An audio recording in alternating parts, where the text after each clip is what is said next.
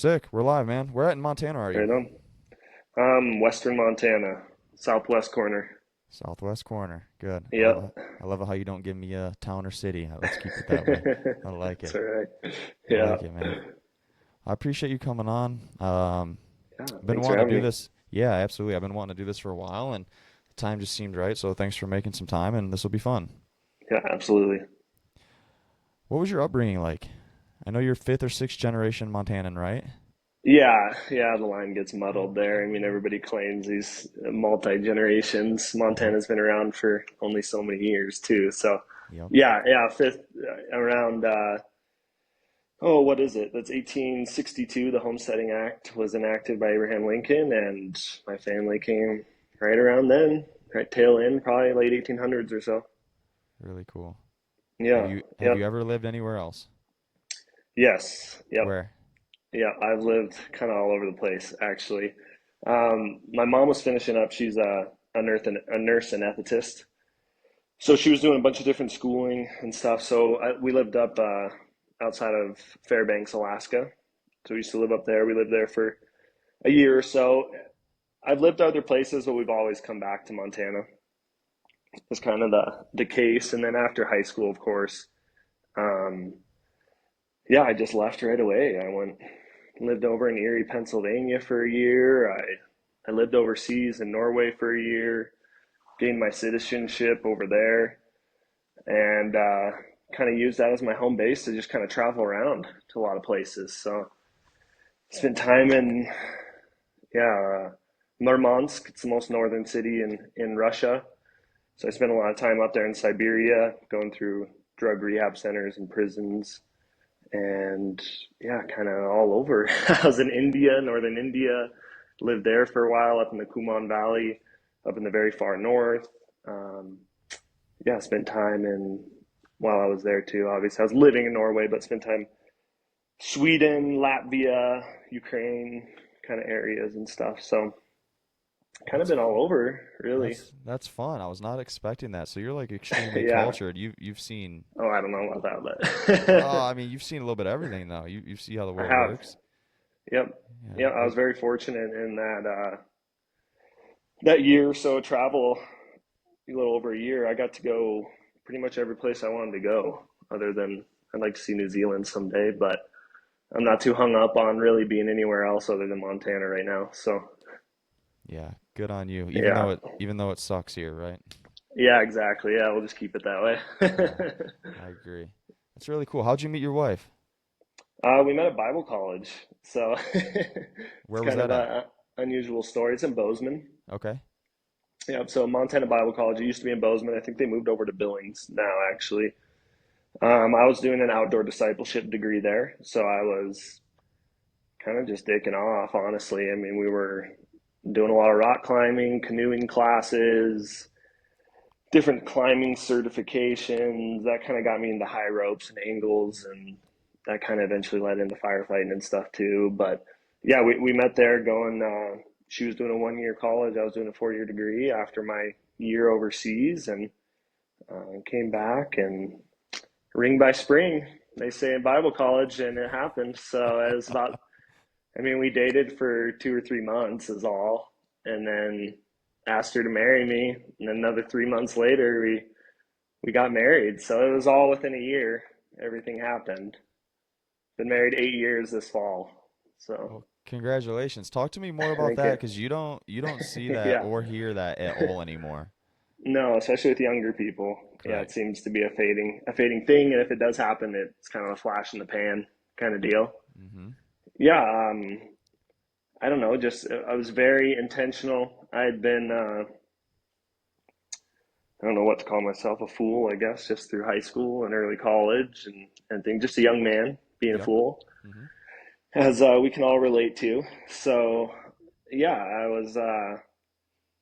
I became, I don't know, 20 or so, 21. I just became very intentional with what I was doing, what I wanted to do, and part of that came with I knew that I wanted to get married. I wanted to have a family and raise kids, and I wanted to train kids and have children. So yeah, just being very intentional with my dating and or did not dating, I guess more so, um, until yeah, spent enough time with her that I was like, well, this is somebody I could marry. I could see her, helping me raise children and being a good partner. And so I just pursued that and pursued it hard for 2 or 3 months and very intentional. I told her right off the bat, hey, my intention in dating you is that I want to marry you someday.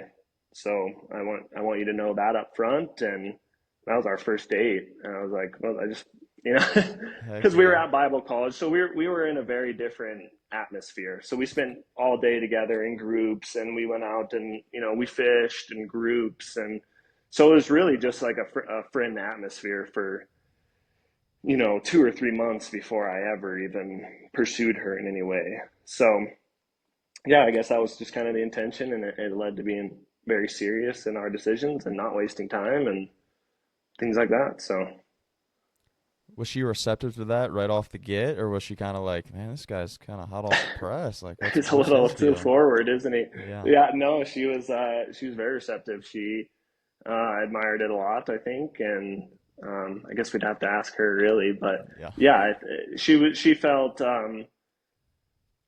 I guess honored by it.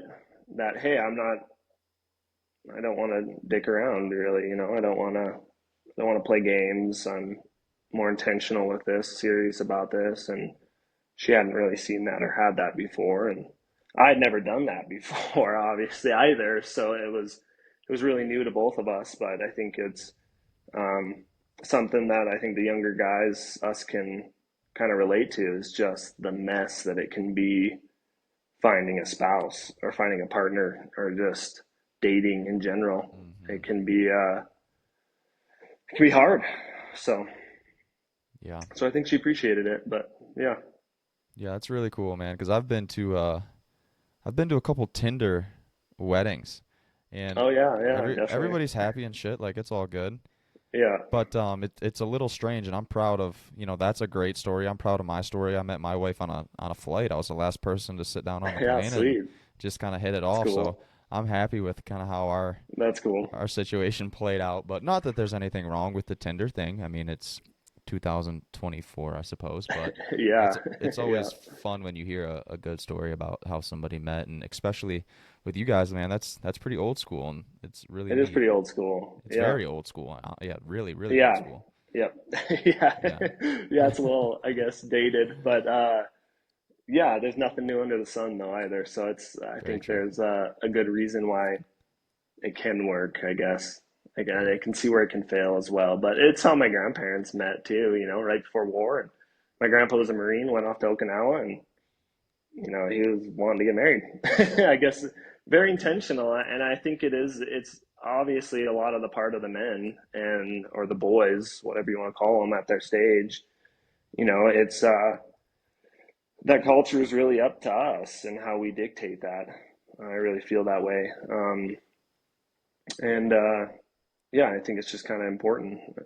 But Yeah, I've known you for about 8.5 minutes, but you strike me as somebody who's very intentional with probably everything that they do.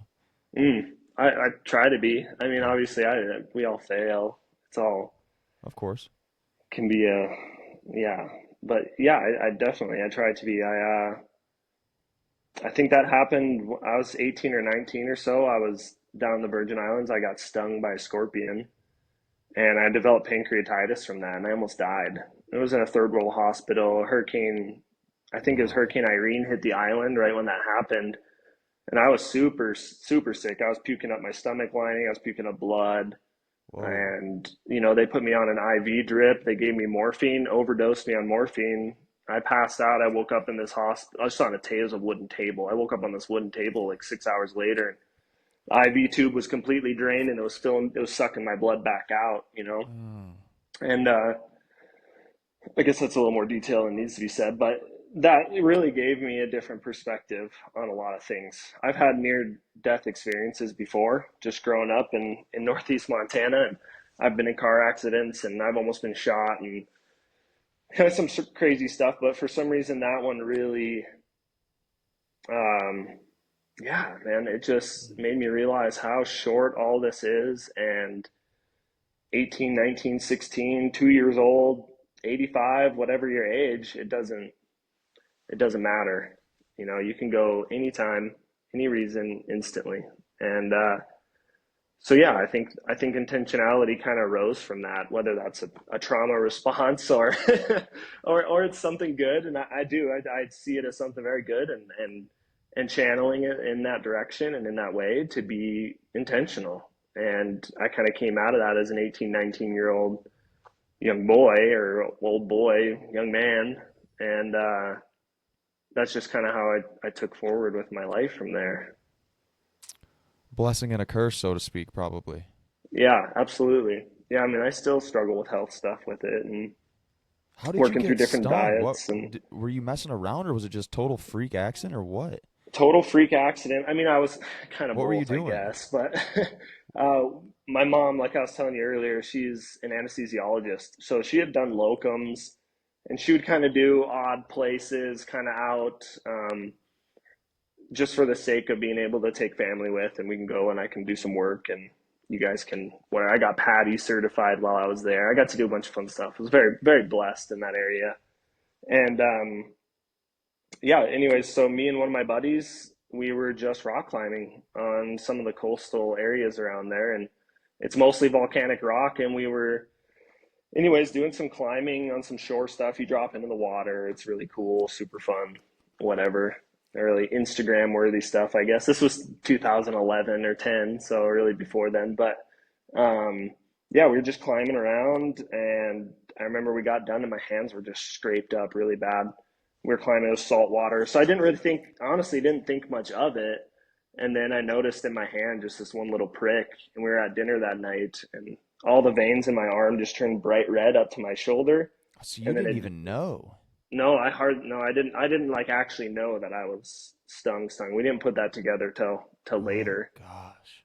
Um, yeah, anyways, all the arms of my arm turned bright red, and then it subsided, and we're kind of sitting there like that was weird because it was literally at the dinner table. I was like, "Whoa, this is strange," Hmm. and yeah, just went away. And then later that night is when, yeah, the hurricane hit the island, and I got really sick that night. I just started puking, and then didn't have nothing else to puke, and then stomach lining, and then blood, and laid there until midday the next day, and the roads were cleared, and went to the hospital, and half the hospital was all tore up, and it was a big mess. So it was pretty shaking, for an 18-year-old to be yeah, just hospitalized that quick, that fast, just like that. I mean, dinner I was doing fine, even when that all happened in my arm. I was all fine, and went to bed and woke up in the middle of the night just with really bad pain, basically. If you don't mind me asking, what other health issues have stemmed from that? Because I mean, that was shoot 13 years ago. hmm Mostly just GI issues, to be Okay. honest. So yeah, just my diet really, honestly, it's all been a blessing, to be honest with you. Like you said, blessing and a curse. When I was younger, it was really a big curse, and yeah, but as I get older and stuff, it really is directed my life. I mean, I had to stop drinking alcohol. 18, 19-year-old kid from Northeast Montana. We drank a That's lot, yeah, yeah. just driving around drinking, shooting stuff. That's what we do. That's what we did. And so I came back. So I was 18. I came back for my senior year, had to miss 2 days of football for 2 weeks before that. And then, yeah, I just got back into the season after that. And then it kind of sprung up through different parts of my life. When I graduated high school, I went to college in Missoula right away. Did not like that. Was there 2 months, dropped out, joined the Air Force, went and did my MEPS, did a bunch of training in Billings for a couple months before being shipped out, and then never even made it to basic because I had another flare up, and put me in the hospital. I had lied on my medical records, and you know, I was just not lucky, I Yeah. guess you could say, with that, and really, man, it just changed my life in so many different ways. So it really directed my life, I think, in a good way, even though I'm ill from it and I do suffer sometimes. But man, I'm very thankful for where it's taken me and where the Lord's just kind of used that in my life to really humble me and point me in a better direction. So, Absolutely. Yeah, you have to be probably pretty cognizant of what you eat. You mentioned your diet. What does that look like? man, I've done all over the board.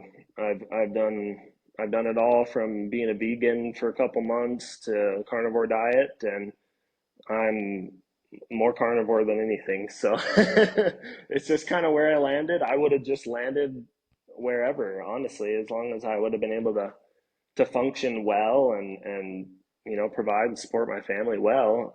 That's the only thing that really matters to me. Um, so yeah, so I just my diet's definitely that higher fat, higher protein diet. I mean, we hunt obviously, so we have a lot of wild game. We have our own birds, so we have our own chicken meat. We raise meat birds and eggs as well. So that pretty much covers it all. And then to fill in beef and pork like that, we just trade with friends with our chickens. So I mean, just about as good as you can eat, in my opinion. So that's my diet now. So like I I could said, kind of a blessing, I guess. I couldn't agree more with you. I think that's the best way to eat. That's how I eat. That's how I've been eating Yeah. for a long time, and I mean, dude, I've had one meal today at 11, Mm-hmm. and Yep. it's 6:30 p.m., and I'll eat after this, and I'll be good. I eat twice a day Yep. Yeah, absolutely. Yep, for sure. until I'm full. I don't eat a bunch Yep. of bullshit rice and No. potatoes anymore. Or, No. the little carbs that I will get are from vegetables.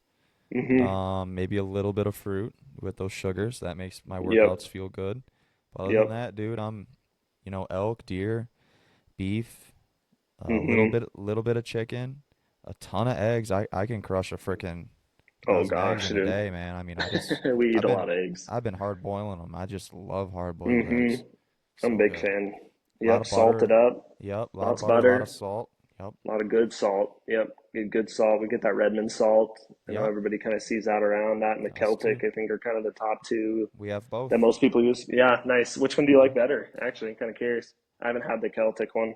I like the Celtic. It's good.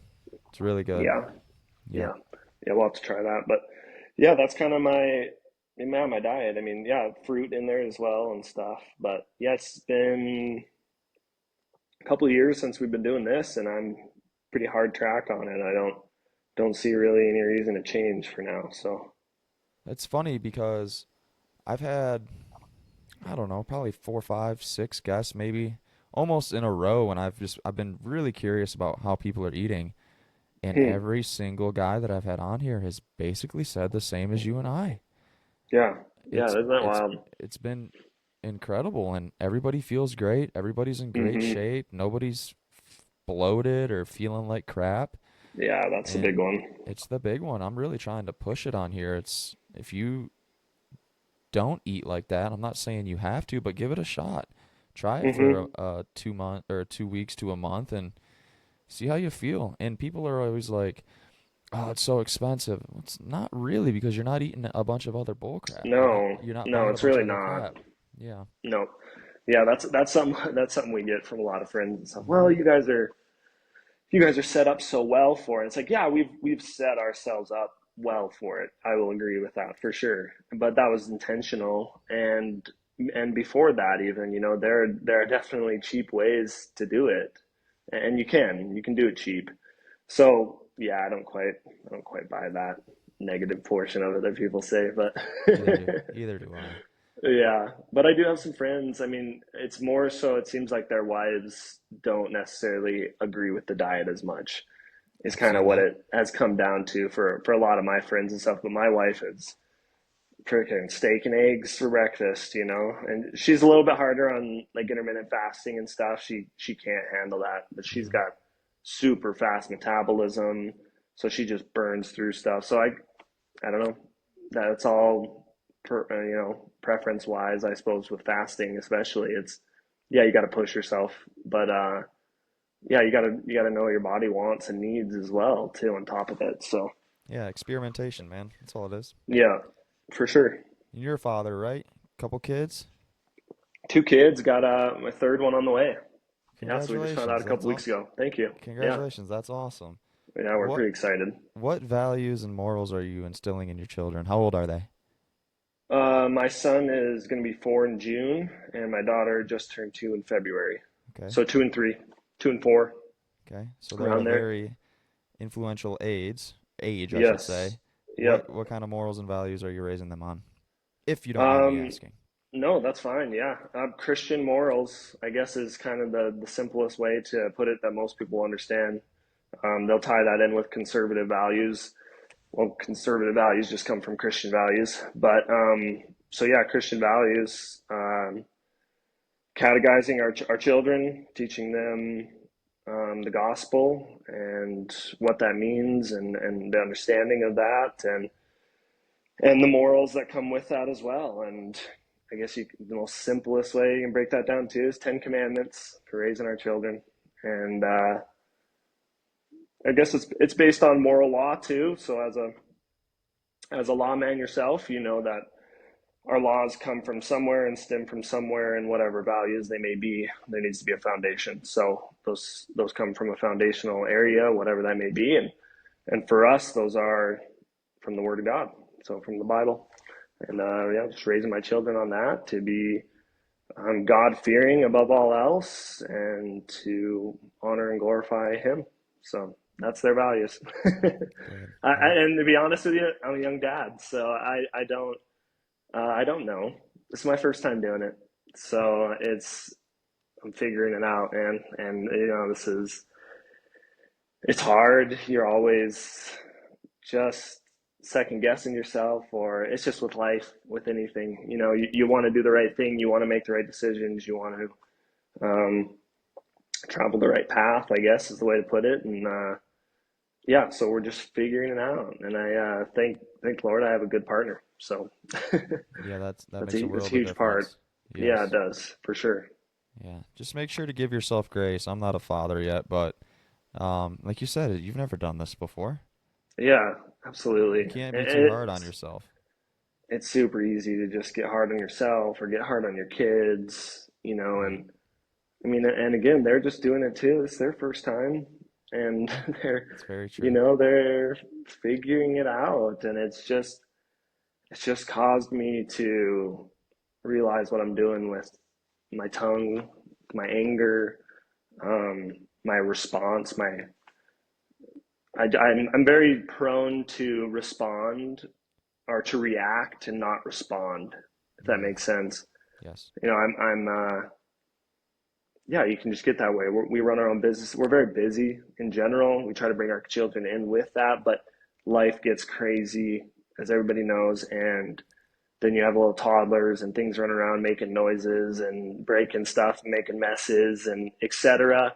And you just are very prone to react to them, and you Yes. can react harshly. And so I have just become softer, especially having a daughter.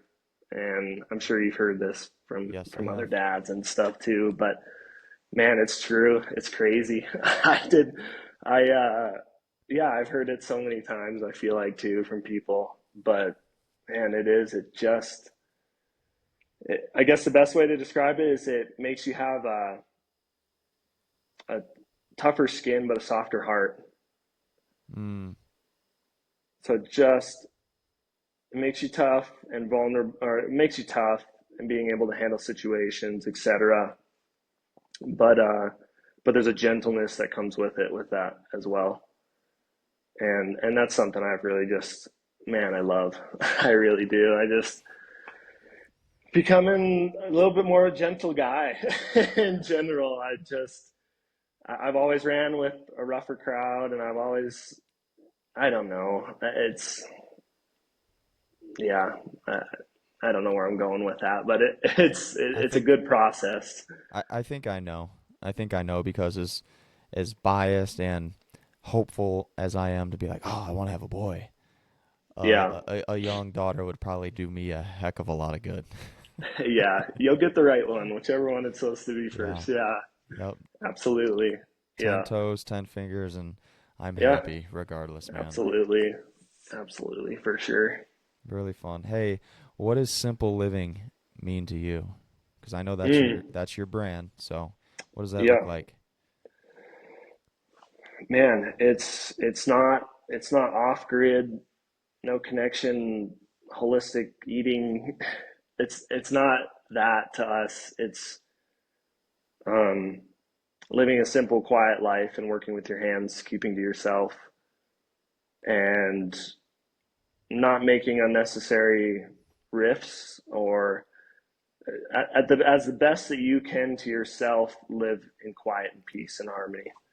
And I think that is very important, and especially as a young man and still full of testosterone and things like that, it's really easy to just get worked up by whatever it is, your sports team, your Mm-hmm. just life in general, politics, religion, all of it, and just really reining back on that with me.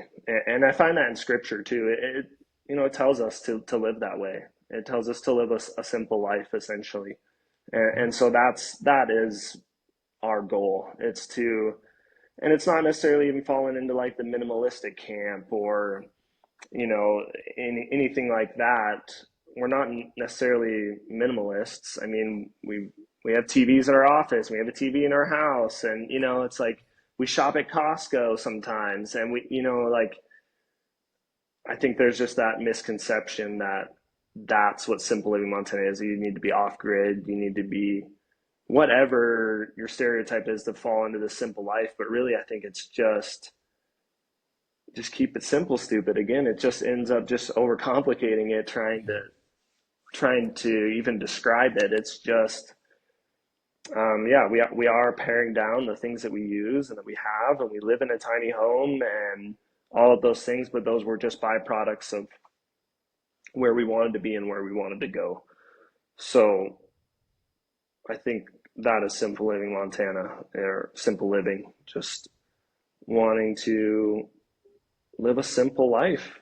I, yeah, it's hard to describe, I guess. It feels like everything's just become so convoluted and confusing even, and a rat race, and you got to start this so many businesses and you got to start this so Mm. many, and we've done that and we do that and we do our own businesses. We're entrepreneurs. I'm all for that. We have several businesses. We have several failed, the whole spiel that everybody talks about, and um but yeah, but again, just trying to make that simple. We live off of very little bit for money wise, and we thoroughly enjoy it. We There's a lot of things we would love to have, not necessarily that we need, but that we would love to have and be able to give to our children, and things like that, which we aspire to. But um, just for the sake of having more of a simple life, we'll take a pay cut, if that makes sense, which was a huge reason why I left fire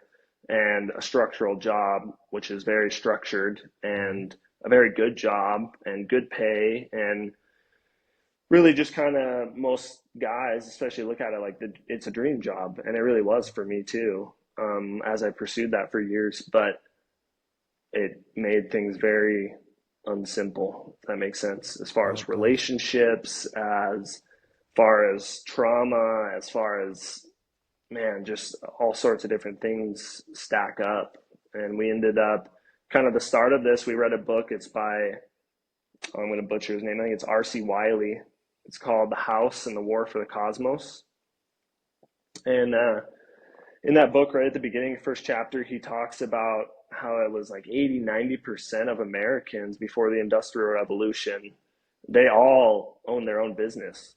And that's what America's founded on, is you need to be an entrepreneur, you need to own your own business. It's how you can not pay less, or not pay so much in taxes. It's all sorts of different reasons, but it's constructed, our governmental platforms are constructed around you being a business owner. And and with that, 80 to 90% of those people, those businesses were in or a part of their homes. It was either on a farm, or the doctor's office and the doctor lives upstairs, or the bakery and they live in the back, or whatever it was. And their children were there, and their children worked with them, and they learned to work young, and they learned, I think you learn a lot from doing that with your parents. or not even doing it, but just as kids are playing even and seeing you, Right. they, I think they just need that. I think it's a very, I think it's very important to spend that time with your children. So that was the simple. So that's how we simplified, I guess. That was kind of our first break. That was our first hard drive. Was we're going to try to be both working from our own business. Yeah. So in a way, simple living is just, let's say, staying in your lane, minding your own business, not getting too worked up over things that don't really matter or affect you Yeah, guys. Yeah. yeah, absolutely. Yeah, Yeah. yeah, because you can be pulled in a lot of different directions away from your family, Mhm. and a lot of those you can really justify, and it's very easy to justify, and perhaps some of them you need to be pulled more in that direction, but I think we can overcomplicate it again, and it gets very easy with the Netflix subscription, with whatever you're watching on TV, with the different jobs you're trying to pursue, and then a side job, and then having a friend relationship with just friends, or then your family, and then you got family on both sides, and then you have kids too. It gets very fast. It turns into being complicated, not simple. Yes, and overwhelming. Overwhelming, very much so. High Yeah. stress, Do y'all have a suicide lot of rates for friends? men, but Like, we do have y'all? quite a few friends. Okay. Yeah, I'd say we do. I don't know if we have a lot of friends, but yeah, Yeah. yeah, we have quite a few friends. I know people. Oh, I mean, I go anywhere in Montana and I'll run into somebody I know. I Sure. don't know if friends, but I get grew it. up with people and stuff like that. I mean, they're all over, Yeah. The reason but we're I getting older. We're losing friends. I'll say that. yes. We're losing friends Yes. quicker than we're gaining them. I That's for sure. I'd agree with that wholeheartedly. It's that's another thing that gets complicated is friendships, especially, we don't have kids, but I am married and, being because I'm not just like a half-assed friend. I'm usually all in with anything that I want to do, and being a really good friend takes a whole heck of a lot of effort Mm.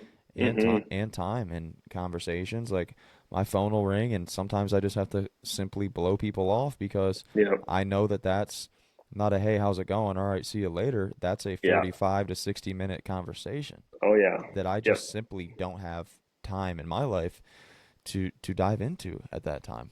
Mm-hmm. So that's Yeah, the I only get. reason I asked that. No, no, it's a good one. I get that asked a lot. It's kind of hard for me to people to get a hold of me. I guess it's Yes. kind of what it's come down to a little bit too. But the friends that are very intentional, and I try to be intentional too. It's a two-way street, right? Right. So just like any relationship, it's two-sided. So I really do try to pursue that with my friends. If it's just a text, hey, Right. hey, I hope you're doing well. Just little things like that when I'm thinking about them and stuff too goes a long ways. Agreed. Agreed. I want to ask you this just because I feel like, and you feel like you might have a couple things that are maybe you don't show it on a day to day, but I know there's things that probably bother you in modern day society and living a Hmm. life that you live. I'm just curious as to what one or multiple of those things are. I'd have a feeling it has a lot to probably deal with what you see on this. And for those of you who are Hmm. listening, it's I'm holding up my iPhone, but yeah, anything that bothers Yeah. you? Anything specifically that bothers me, I guess. Um, Man, I don't know. It's hard to pinpoint stuff like that. It's such a broad question, really. It changes too so much, and just Mm-hmm. as I get older, obviously it changes as well. I think Mm-hmm. that's a big part of it. And man, the things that I dislike about it, it's very easy to get caught up in it and just totally change your attitude even by discussing it and I talking about know. it. I'm not avoiding it either right now either, No, I get it. but just to yeah, I think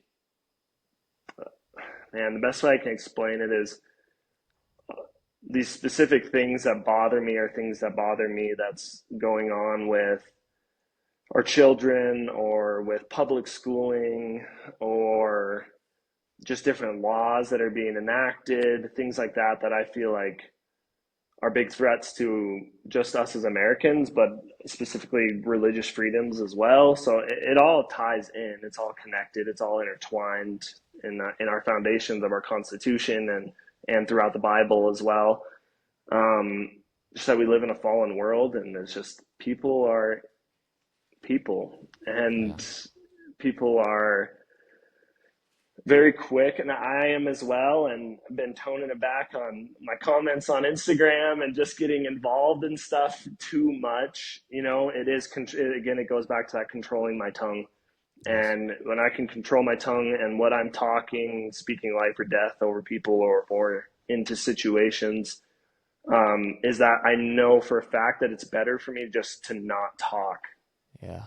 than it is to say anything at all. And, Yes. and that's every situation. I don't care what situation you're in.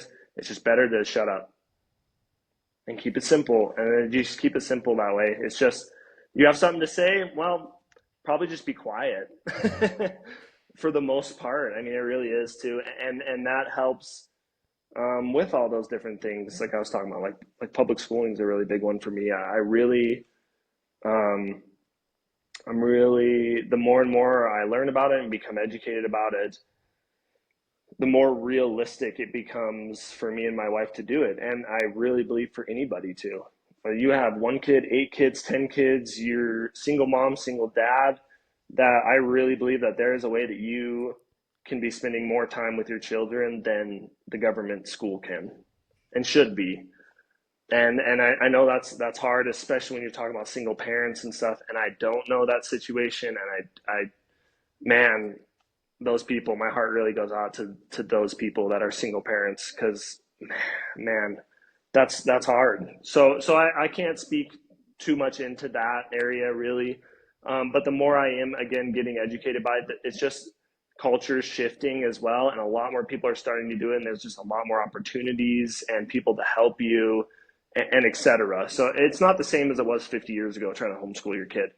And with that comes, what do you want your children to be like when they grow up, and what values do you want them to have, etc. Essentially, I mean, what do you want to tell your kids? I mean, to whatever scenario or whatever situation that is that you're talking about, what do you want to tell your kids, and figuring out what that is. So you can't really do that if your kids are gone 8 hours a day, Monday through Friday, and then you get Saturdays to take them to sports and an hour in the evenings with them. Yeah, it's hard. So that's a big one, I guess, to just to narrow it finally down, I guess, to something in the culture nowadays you see on it. And there's a big pushback for that, and I get a lot of family members even that just really disagree with us strongly on that. And we're just gonna have weird, awkward kids and stuff like that. And maybe so, but they won't be like the culture, I guess. So that's all right by me. It's funny you bring that up because I think about that a lot, and we've discussed that as a partnership over here, me and my wife. It's I'm petrified of public schools like that. Oh Just yeah. yeah, like we haven't even had any kids yet, and it's just we've talked about homeschooling our kids someday. Like it Yeah. just petrifies me. So like I'm on board with you, and you might not be, you know, signed, sealed, and delivered, hooked on it, but it's hmm worth a freaking conversation and It multiple is. conversations. It's worth the thought because y what kind of influence are they going to be under at those hmm places? And you can't control everything, You right? can't control. It's No. not talking about Nope. being a helicopter parent either. That's Hmm. the exact opposite of what we're trying to do. I mean, our Yep. kids have a lot of freedom, but they're going to be trained in how to manage that stuff. I mean, I went to public school and stuff, so I'm not. I love the sports, but I know that the sports are a big hook. They were created in order to get more of the population. Yep. Specifically, later on in the years, it was for the Protestant community because there were not enough Christians at schools. So they added sports to schools, and that was the main purpose and push for that. And there's just there's co-ops now. You can do that though, and still have your kids in sports and doing stuff, and take them to a dojo and get them in BJJ, or Hmm. get them, like hockey's a Montana High School Association now sport. It's like that's not a part of the school system. That's a separate entity now. So I mean, it's like there's a lot of options for you to get your children in sports too. So I just know that that's a big. It's either that or it's you're gonna have awkward kids are kind of like the only two rebuttals I towards get it. it. Or three, I don't feel like I'm qualified as a parent to do that. And I think that none of us really feel qualified to do it. And Hmm. that's kind of also the point of it as well is, I think that's natural man, though. it is absolutely. And I think if you think that you have it all together and you got it all perfect, then You're maybe definitely not. that's why you shouldn't be Yes. like you've just disqualified yourself actually. No, but like yeah, so it's um yeah, I don't know. We look forward to it. I know we've just started little tiny stuff here, and man, it just changes our whole demeanor and intention with our children now as 2 and 3 year olds. I mean, we are like intentional about just teaching them, just learning, playing with stuff, making messes. Like we're just at that stage right now. And yeah, I think it gives a good perspective and change in how you're raising your children. Honestly, to me, we learn a lot ourselves. Gosh, we're in school as well, so Hmm. Yeah. Going back to the question I asked you, what kind of bothers you in modern day society? I kind of had a feeling with your answer. Basically, if you don't have anything nice to say, don't say it. But it mm-mm, wasn't always like that for you. mm-mm. How did you come to the realization of I'm just not gonna type out what I just thought, or I'm just Yeah, not gonna speak up because we have all been there, and if you haven't, you're a bold-faced liar. yeah, And yeah, for sure. a lot of us continue to be keyboard warriors and type things and take time out of your own day to comment something negatively on somebody else's thing, which Get I know, emotionally involved. I oh mean, my yeah, goodness, it's it's just just like, the biggest rabbit hole that you can oh ever go no, down. But at some point, like for you and I, we had to make a change. What did that look like for you? oh man, what did that look like? I don't know. I'm still in the middle of it, I think now. So it's a good question. It's hard to pinpoint that, but man, I just one was realizing what's being edified here. So I really am a firm believer. If you, like you said, if you don't have nothing good at all, don't say anything. So I really am a firm believer in, um, yeah, in doing that. And I guess looking at the question better as how is this edifying or how is this lifting up another individual or our relationship? Because you can ask challenging, difficult questions and still be direct and blunt and to the point, and be very intentional. I just think that's really hard to do over keyboards and over where you can't have facial recognition, really, in general, I Agreed. guess, just body languages and things like that. And it's so obvious, like saying it out loud right now, and talking about it. And I'm sure we've all heard it and stuff, but um, yeah, it's just trying to actually want to do good, want to make a positive footprint. And this is a digital footprint that is there. And you want it to be something that can be for me something that can be representative of my God and who I know, and because of that, that should leave a trace that it resembles that. If that makes sense. It and does. um and yeah, so for me it just I was allowing other people to spill my cup. I'm holding.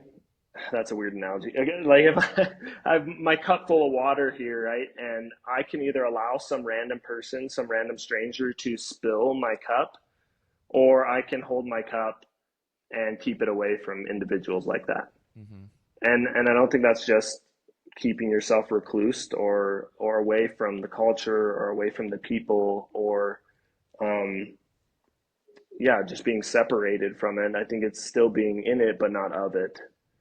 And I think a lot of that just ties to who am I giving my strength to? Who am Yes. I allowing to get me worked up or allow me again to spill my cup?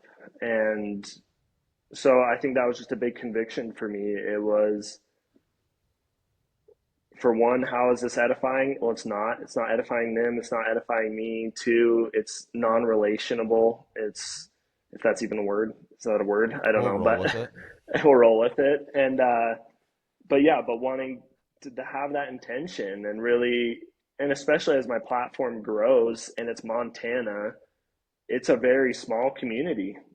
People knew me before, and now there's a representation there of Montana and the state in general, and of my God. And so I stand and I represent other things, and I take that very seriously. And so it's just been a big change in my life, is realizing that. Yeah, we always kind of talk about it in the sense of where are we putting our energy towards. Mm-hmm. If it's not aligning with our beliefs and our morals, then we got to be careful because we've given our energy out to people that don't deserve it or Mm-hmm. our time. And I'm all about, like, a lot of times I'll look, see something, and I'm not trying to be critical or anything on a comment or on the internet or striking up a conversation. But if I don't think that that person's willing to actually have a constructive conversation, not Mm-hmm. you know I'm right and this is why I'm right, and no matter what you say, it doesn't matter. Well, that's not much of a conversation. You see that in No. everyday world, like with politics, right? The right and the left. Mm-hmm. Just No, mudslinging. nobody can have a conversation anymore. You don't always have to be right. You can come in the middle and compromise on something and hear the other person's point of view out. And those types of conversations are rare to come by, I believe, Mm-hmm. Yep. especially lately. Ever since Mm-hmm. about 2020, I've really noticed that people don't talk anymore. It's a No. competition, Mm-hmm. which is something that I don't really want to be a part of. Because I'd love to hear No. your point of view, and hopefully you'd like to hear mine out too. You don't have to Yep. like it, and I'm not probably Mm-hmm. going to like yours, but it doesn't mean that you're wrong or you're an asshole or anything like that. Yep. We're just two individuals with different points of view. Mm-hmm. And I think people Yep. get worked up about that because that's what they believe in and that's great, but like I have different beliefs sometimes, and Mm-hmm. it's okay to have a conversation about it. I don't know. I'm just kind of rambling at this point, but I've really No, I noticed it the was past too. four So or it's. five. No, I've really just noticed it the past 4 or 5 years, and it's Mm-hmm. interesting. And I won't even strike up anything if I think that it's going to go that way, Yeah. because it's just Yeah. not worth my energy, not worth It's my not worth time. your time. Not worth your time. Yeah. You just get too involved, and it's. Hmm. Yeah. Yeah. Keep it There's. simple. Keep it simple, man. Yeah. It's live a quiet life. Work with your hands. I think it's important, and I think it's hard to do. I think it's very hard to do. So I believe it's a noble task. You don't see it anymore. Mm-mm. No, no, you don't. Yeah,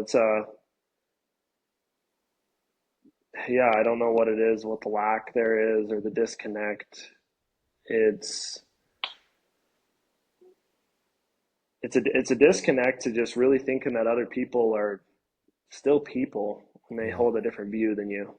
I think is what it really comes down to. It's just a villainization of people who you disagree with, and in a world where it seems like it's very few issues that divide a lot of people. Yes. And some of those issues are, and I am a firm believer too that you do need to have a hill that you will die on, though, Mm. um, and you need to be careful and intentional with that, and you need to think it through and be able to articulate it and understand where that dividing line is, and understand or have the wisdom on knowing when and where to fight, Yes. because you can become very spineless very quick. You become, as one of my cousin's little daughter said, a squeezy limp. You become a squeezy limp, and that's no good. And people don't want squeezy limp men walking around either. So there is a fine balance to that. But again, it comes back to almost any situation can be solved if you just shut up and hold your Yes. tongue. So most of it's in your control. You want to, and I think a lot of that depends on two people want to have control, just us and humans as general. Some people more than others, and that control, when they take it outside of themselves or outside of their situation, they're trying to control their neighbor and what their neighbor's doing, and you can't do that, and that will drive you insane. And especially Christians are very good at this, at wanting to control their neighbor. They're very good at it. And that's not, I'm not even getting into a political ideology area at Hmm. all. I'm just talking about be quiet and work with your hands and live a simple life. And again, it is that balance of where do we fight? Okay, where is the fight? What's the fight worth? Is it worth this, etc.? How hard do we fight? How vocal are we about it? Hmm. and and the majority of the time, again, it comes back to just shut up first and figure it out. Figure out where you lie in this situation, in this conversation, even, um, and then think it through, articulate it in your head, and then you can decide where you land and where to fight. And for young men, it's very hard, especially for me, and it's something I'm struggling with right now. Is doing exactly that, Hmm. being quick to listen and slow to speak. And I got the gift of the app, so I will just go and yeah, here I go. So, but try to slow down. Yeah. Simple. Yeah. Well, I'm glad you got the gift of the app. You've been a great guest, man. You Thanks. make my job Thank you. super easy. Hey, I Good. wanna run something by you here. Um, and give me your perspective on this. So, I'm from Mm-hmm. Michigan. I think you know that. I think we've talked about that online. Yeah. Yep. Went to school in Ohio, lived in Tennessee. I've been around like throughout the country. I mean, I've traveled everywhere in the United States, basically. I've lived in quite a few different states, and I've lived here for 3 years. And out of all the states I've lived in, Montana people are so about Montana. They are so Mm. proud to be from here. They are so Mm-hmm. proud of this state. I've never seen anything like it, and I've been everywhere in the Yeah. states. But people from Montana, they will let you know they're from here. They will let you know how long they've lived here. They will ask Yeah. you where you're from. They will ask you why you moved here. They will ask you everything. But they are like Montana Oh through yeah. and through. Where do Yeah. you think Yeah. that comes from? Because I've never seen anything like it. I love it. Like Man. I Yeah, it's truly good and do. bad. Yes, It's a I mean double-edged sword. I've seen both, Yep. definitely. Some people are Yep. receptive to new people moving here. Some people aren't. Mm-hmm. More so are, I think, that at least I've ran into that aren't. But regardless, like people that live in Montana that are from here are so freaking pro Montana. Where do you think that comes Mm-hmm. from? Man, I don't know, to be honest with I you. know you I see it. have, I know you see it though. You yeah, and feel it. I've struggled with it as well, Mhm. like prideful Mhm. about They're Montana very, very sometimes, prideful. and it's not good. It's not a good thing. The strong pride, like there's, it's a very convoluted term, I guess. A pride for your team, for your sport, for your country. That pride can be good in some sorts and in some areas. Um, but man, it can be super devastating.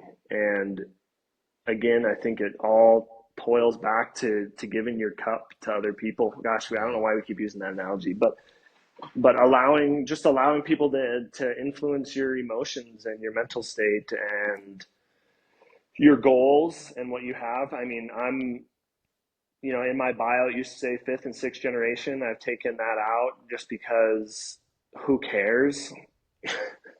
Who really It's cares? like having Who vegan in your bio. Yeah, like Or who I do cares? CrossFit. Like it's cool. It's a cool. Yeah, I do CrossFit. Yeah, that's a good one too. It is cool. It's a lineage. It's some heritage. It's something to be proud of for sure. It's something to be proud of. Hmm. There's to have a good pride, like we talked about. But man, some people it eats them up, and I know that a lot of it. I don't know if it comes from our parents, maybe, because that transition started to happen in, you know, 80s to now, where people were coming from out of state heavier. I mean, the area that I live in, my wife and I were doing some reading through the history of our county and stuff. We like to nerd out on Montana history specifically, but we were kind of nerding out on that. And this has been vacation homes since 1938. You know, like Say it's it louder it's for been the a people in the you back. know it's been a Yeah. long time that this has been a part of our agricultural community. I mean, that almost places the people coming here and vacation homes, etc., economy wise, right up there with agriculture. I mean, it's only freaking 30, 40 years after really agriculture was really, foundational here as a state in Montana. Because like I said, it was 1862, the Homestead Act was initiated. A little while after that, Montana became a state, and then it led into, wow, all this grazeland, agricultural, and then obviously tourism. The trains got here, Yellowstone got built up, and then Glacier, and so it is a part of Montana, our DNA. It is Montanans are people from all over, and that really is obviously a core value as being an American. But Montana is a melting pot, big time. Mm-hmm. And man, I've just met people from all over the world right here in Montana. Mm-hmm. I mean, I went overseas when I did that year overseas. I was for missions to take Bibles and stuff to people, but in all reality, it's like I would have met just as much culture and people going to MSU Mm-hmm. and going into the engineering department. Like you would have just left. I mean, so many Arabs and Indians, and I mean, it's so much of that. And then those people stay. A Mm-hmm. lot of them stay in Montana and they get homes and they raise their families. And those are the people that the Montanans, generational Montanans, look down. They're like, you're just ruining Montana. And it's like, man, Montana's been getting ruined since 1862, and the Homestead Act was in place, and humans started coming in. So it's like Yep. you can't stop that. You can't limit that. So why be bothered by it? Why let it get Yeah. your shorts in a bundle? It's not worth it. Yeah, try being a cop and talking to a homeless native person and they say you took our fucking land. Oh yeah, Like, dude, you hear that a lot too. I didn't take nothing, son. I've only lived No, here a couple days. What are you talking yeah, what are you talking yeah, and about? I I had grew nothing to up. do with this, sir. Yeah, oh yeah, it's well, not only just the native guys or gals that have been here long before there was a state. It's like it's just people that are, I don't know, just moved here 20 years ago. They've Yeah. been here 20, 30 years. I've been here 20, 30 years in Montana, and you hear that, it's like, Hmm. yeah, okay, this is a person I'm not even going to engage with. It's not worth me giving them my cup. Yeah. I agree. It's just I wanted to bring it up just because I've had good and bad experiences with it. Yeah. If people like, yeah, I'm not from here. I'll be the first one to tell you. Like, if you listen to my show, like, it's clear everybody knows my story. Probably know a little bit Hmm. too much, but that's kind of what I pride myself on. This show is being transparent and being honest with people. But if Yeah. you knew anything about me, or if you ever went out hunting with me, or if you ever spent any time with me, you would know I love this place. Like, I freaking been here 80 years. Like, Well, and that's the thing it's the most that beautiful place I've ever been. Ever. Ever, absolutely, ever, and, ever. And and, I and treat it that's with such a huge part of it. so much respect, dude. And that like, sorry to interrupt you, No, but you're yeah, good. that's so much a part of it is that the people that come here and they stay. So there's an average. It's 7 years is what is the average for people who move to Montana before they move away. Interesting. So 7 years is typical what somebody will stay in Montana and then they'll leave for whatever reason, family, whatever reason. Um, but man, the people who stay, they stay for a reason, Hmm. and they have just as much of the good pride as a Montanan who is on their 100-year-old plot of land that their great Yep. great grandparents laid down, and that's what's so awesome about it for the people who decide to stay and be a part of Montana and want to be a part of the culture. And um, yeah, so it just creates that melting pot, just grows and grows, and you can either fight it and hate it, or you can try to capitalize on it, build businesses off of it, thrive in it, and stay in Montana, or you can leave and go somewhere else. Probably is what will evidently happen. So Yes. that's kind of the situation, I guess, we're how I look at it now, because I used to be that guy. Hmm. Oh man, I guess this was over 15 years ago now. So it's like we used to have people out of staters that would be bringing deer, and we would steal all their shit out of vehicles. Hmm. Every cooler that wasn't chained down would get pulled out. Every animal that was in every cooler would get thrown on the ground. We'd cut back straps out of animals that were hanging behind You hotels. told me that, remember? Yeah, dude, it's just like, yeah, that's nasty. That's horrible. That's not. It's not a good way to, man. You just, again, it's giving your cup to other people and just allowing them to pull you in whatever direction or anger you in whatever way that they can. And you should not allow people to do that. People should not have that power over you. And doing that to other people who are just coming here to enjoy it. I mean, man, what a just real nasty thing to do, you know? And we learned it from people above us, you know? We were You were influenced. 13, 14, 15-year-old kids, you know, and it Hmm. was these stupid out of staters are coming here and taking all of our game and all of our whatever, you know, and it's just really not the case. Everyone's from somewhere. That's what I always say. Everybody, every single Hmm. person in Montana is. I Hmm. mean, you know, even the natives came here from somewhere. So it's all been somebody else's land at some other point, and it will probably be somebody else's land at some other point in the future. Yep, I Just agree. some borders that we struck up, you know. Hmm. Especially you're talking east to west Montana, man, what a drastic difference. You have inverted Oh mountains to goodness. the east to actual mountains in the west. I mean, Yes. that's polar opposites. So, Yes. you know, it's crazy how you can just live all over in different places of the world, but when you fall inside the parameter and the borders of Montana, for some reason, it's all Montana. It's all okay, is what it feels like. I agree. Yeah, two totally different. It's almost like you're in two different states, really. People don't Yeah. understand that. Like my people back home, they're like, "Oh man, yep, Tyler moved out into the mountains." It's like, "No, I didn't. I Yeah. definitely did not." Yeah, you can see them on a good day, but Yeah. I don't It's live got to in be a them. really good day to see them, yeah. Yeah, for sure. But no, it's funny. It's like I like to go there, but it takes me like Yeah, 5 hours to get there. yeah. Too Well, funny. have you ran into that hostility? Just, you know, I guess what are some of the bad stories you have of Montanans just being, Oh man, I've ran into some real pricks.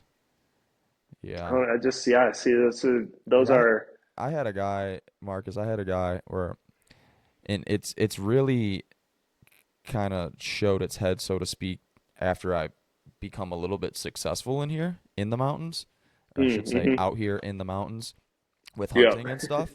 And like, yeah. let's not get this confused. Like, there's been a drastic learning curve, like a Oh, huge yeah. learning curve. You can't just come out here and just expect that you're gonna kill an elk. Like, it just doesn't work like that.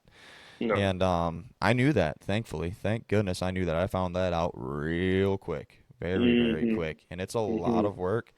And but long story short, like my dad, he's from Michigan, obviously, and all he wants to do is hunt with his kid. So I'm like, Yeah. just apply for a tag. I'll take you out. Like we're not gonna do no outfitting stuff. I'll be your guide. Like Yeah. I'm learning my way around here. So he's drawn three, or excuse me, two out of the past 3 years, just a general deer tag. Nice. He's not trying Nice. to do anything crazy, and we've been successful both times, thank goodness. A lot of hard work, and we go into a taxidermy shop on the eastern side of the state because he wanted to process the meat, and but he couldn't take it home, so he was just going to give it to me. I was like, all right, yeah, we'll swing in here, but we forgot the ladies. Helping out a local business. Exactly. So we hop in there to the taxidermy because we forgot the processor's name. And we're like, oh, everybody knows everybody. It's a really small town. Like, he'll know. And he goes, oh, yeah, that's Lola. We're like, all right, great. And as like 2 seconds into the conversation, I'm wearing gaiters because it's raining out and muddy as hell. It's all gumbo. I'm wearing a pair of solid hunting pants, crispy boots, nothing crazy, a bino harness. We're straight out of the prairie, Hmm. and a long sleeve like hunting hoodie, like ninja style kind of thing. Hood's not up, Yeah. nothing, and same ball cap I'm wearing. He goes, "You look like you're straight out of a magazine." I go, do the guys in the magazine have blood all over them like I do? I'm like, what is that supposed to mean? Like, I don't understand. Like, Just a double-handed, yeah, because I have like nice shit on, I guess, that doesn't look nice yeah, at all. Like, I can't control yeah. the price of this stuff, dude. Like, I'm sorry I'm not wearing a flannel, I guess, but like, Muck boots and blue jeans. what do you want from me right now? Yeah, sorry, I wasn't road hunting the whole time. So Right. Yeah, like it just really caught me off guard and I looked at the guy and I was like, I don't understand. Like, do I not look like everybody else that walks through here? Apparently not. It's not like I was no, sick cut out or anything. Like, good grief. yeah, Not that yeah, but guy. But it's like, what's your fucking problem? So that's one yeah. example, and then I mean just countless other things. Um, where were you hunting at? What do you mean? Why do Where, you ask somebody that? Why why any would you ask? Montanan that was asked that by an out-of-stater would be pissed, you Right. know? Like go look at my truck tags. They say Montana. I live here, brother. Yeah. Like I'm doing the same thing you're doing. I'm just doing You it got better. if you got 3 or 6 or 11 plates and you're over on not 11, that's Eastern Montana, but I yep. don't do those tags, brother. I got the I do too. I new. don't, so it Yeah, doesn't you say my. ain't you ain't seeing that 3 dash on my stuff when I'm out in No, frickin' Kalispell or whatever. yeah, no, same here. But yeah, I don't know.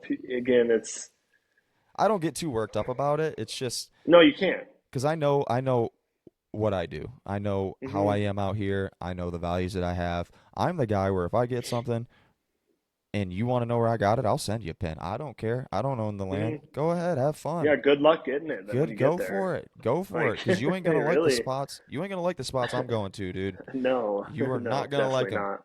Because I get after it. Like I Yeah, can hike. So freaking have at it. I'll tell you exactly where I got it.